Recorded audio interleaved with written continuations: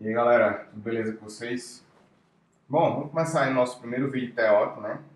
Sobre a disciplina de Teoria da Computação, certo? Então, nos próximos minutos aí a gente vai falar um pouco sobre a história da Teoria da Computação de uma maneira geral, beleza?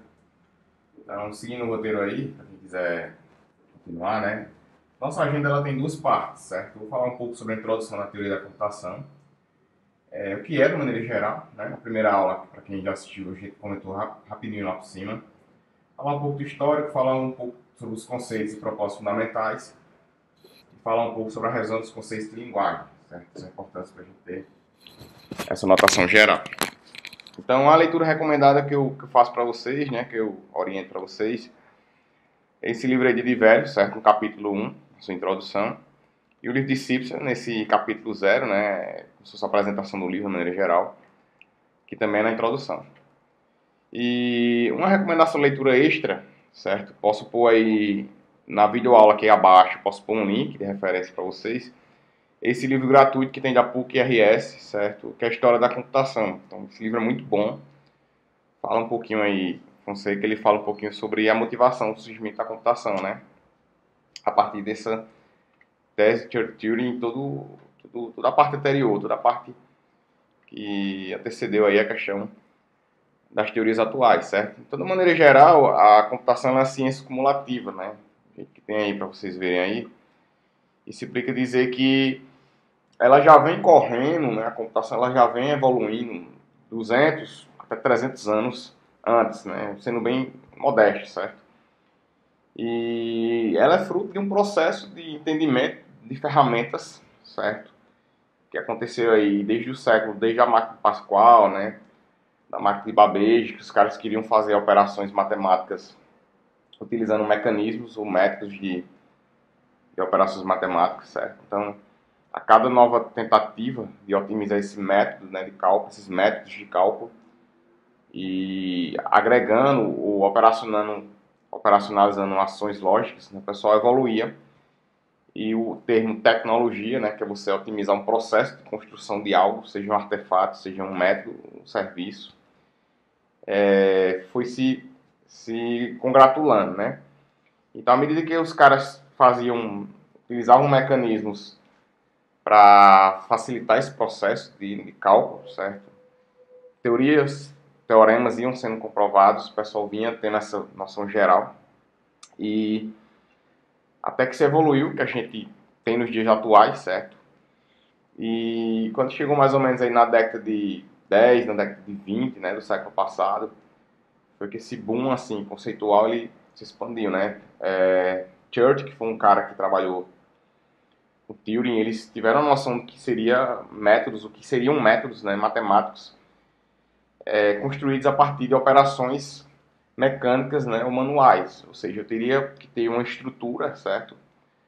Que aí o pessoal começou a chamar de arcabouço tecnológico, uma estrutura física, estrutura de hardware, né? O pessoal não usava esse termo, para que a partir dali a gente conseguisse ter uma inovação desse processo seja de cálculos matemáticos, seja de operações lógicas com matemática, para resolução de pequenos problemas matemáticos, certo? Então a primeira abstração aí da computação moderna é essa daí, essa evolução conceitual, certo? De infraestrutura, hardware, software, né? Artefato físico que possibilite que você realize operações matemáticas nele, né? Então, essa computação, né, que é o ato de você processar, você vai ter uma entrada, você vai ter o cômputo, que é o ato de ler, certo? E processar aquela entrada, você vai ter a saída, que é o output, né? Então, von Neumann, entre outros caras aí, o próprio Church, né, o próprio Turing também, eles tinham essa analogia, que você teria que ter entrada, processamento e saída, certo? Para ter essa ação de cômputo, né? O ato de computar. Então, o nome computação ele vem do ato de computar, né? Então, ela se baseia aí na teoria da computação, na definição de máquinas abstratas. A máquina abstrata é justamente essa relação hardware-software que eu acabei de falar, né? Então, o que é a teoria da computação de uma maneira geral, né? Ela engloba em si um problema pela qual a computação ela surgiu, certo? Ele é representável. Então a gente pode representar um problema, né? Até bota aqui no slide, a solução é computável, então aquele problema ele pode ser abstraído a partir de um modelo computacional quais são os limites de abstração, porque você tem um problema que ele está no mundo real, mas ele vai ser transferido para o mundo virtual, certo? Então, quão isso é fidedigno, quão isso é solúvel, né? De fato, é equivalente, né? E o pessoal também trabalhava com essa visão até que se definiu aí, né? Como eu falei agora no início do século XX, a questão do modelo computacional. Você tem Hilbert aí, vou falar um pouquinho bem rápido desses caras para não perder tempo. Você tem Hilbert aí, que ele falou acerca dos problemas, né, que teriam que ser trabalhados na questão matemática, certo? Você tem aí essa teoria de Hilbert a partir do procedimento efetivo, que o que é que significa procedimento efetivo? Que toda solução computacional ela tem que ser baseada em uma série de passos, certo? Então, primeiro passo, segundo passo, terceiro passo, por aí vai, né? Teve aí Kurt Gödel, né, que foi um cara que ele criou a teoria de completude. A teoria de completude, ela falava que você, para cada próximo passo que você tivesse, ele teria que ser delimitado até uma determinada condição de parada, certo? O que ele chamou, na verdade, de sistema axiomático, né? Você vai ter um problema que ele vai ser completo, mas ele vai ter que ter um começo, meio e fim para que ele seja consistente, certo? Que ele seja, como é que eu vou falar assim, representável, para que ele seja completo. E esse sistema de completude, ele ficou muito importante nessa visão de completude para que você abstraia o que é ou não é, certo? A resolução daquele problema, né? Tá até esse paradoxo do mentiroso. Vocês podem pausar o vídeo aí para poder entender de uma maneira melhor.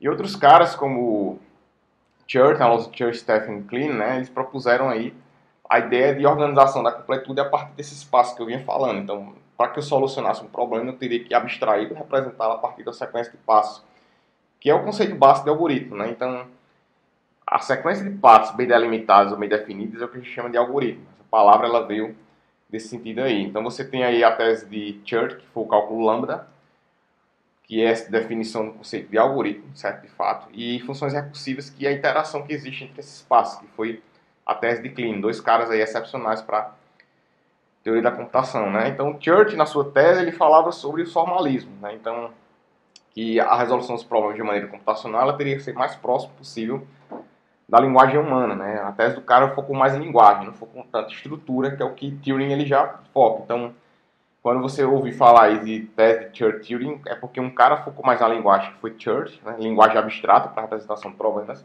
e Turing no composto como um todo. Você tem a máquina que processa, reconheça ou não esses problemas, como a gente vai ver mais para frente, certo? Então, acho que felizmente, Church ele teve essa visão que está correta, que foi o que Turing se baseou. Infelizmente, ela não foi demonstrável, né? Acho que faltou esse gapzinho aí para Church ele provar o computável, né? No caso, o processo computável do algoritmo, certo? Então, a teoria da computação ela teve como primeiro princípio essa visão de linguagem que Church ele propôs. E posteriormente veio Turing, né? Que foi um cara que trabalhou, um descendente de Church, com os procedimentos efetivos. Então, você teria que ter a máquina, a estrutura como um todo, né, para reconhecimento, no caso leitura, reconhecimento, que é o processamento, e resposta, que no caso é output, para que você conseguisse de fato ter a noção de formalismo. O formalismo ele entra nesse termo aí como conceito de representação de fato daquela máquina computacional. O problema ele pode de fato ser ou não solúvel, certo? Então Turing ele propôs a máquina de Turing. Não vou entrar muito no assunto porque a gente vai ter uma aula só sobre ele, né, sobre a máquina de Turing, para isso aí, certo? Então seja a máquina de Turing, seja as cadeias de Markov, que a gente vai falar mais para frente, seja a máquina normal, a máquina de registradores, são teorias importantes que até hoje o pessoal também trabalha, certo? Então, procedimento efetivo, né, parece ter repetitivo, ele tanto foi usado por Church, como Klein, como Turing ao longo dos últimos anos. Então, partindo desse princípio, eu pus aí uma revisão básica, uma revisão de conceitos básicos para vocês estudarem. Que é a partir do princípio que linguagem, certo? É de qualquer forma que você utilize para representar problemas. Então, a teoria da computação ela se baseia muito na computabilidade, que é a resolução de problemas, na representação de problemas e na capacidade da gente ter de dimensionar problemas, certo? Então, a linguagem é o princípio básico para que isso aí, para que você consiga, a partir de um alfabeto, certo? Que são símbolos, né? São significados que você atribui para uma determinada representação, eles possam ser percebidos. O alfabeto, ele pertence, né? Ele gera uma linguagem, certo? Seja uma linguagem de programação, que você vai ter símbolos, seja uma linguagem tipo português, que é essa que a gente está falando aqui agora. E essa linguagem, ela possibilita que você dimensione esse tratamento de problemas como o Turing propôs. A linguagem também vai se basear a partir de, sejam de alfabetos, sejam de cadeias, sejam de linguagens regulares, sejam de expressões regulares, sejam de gramáticas regulares. Então vai depender de cada abstração que você faz. A linguagem formal é aquela, né, que ela vai ser lida, ela vai ser entendida por uma máquina, certo? Então tu vai ter aí uma série de regras que vocês viram lá no P4, em autômatos.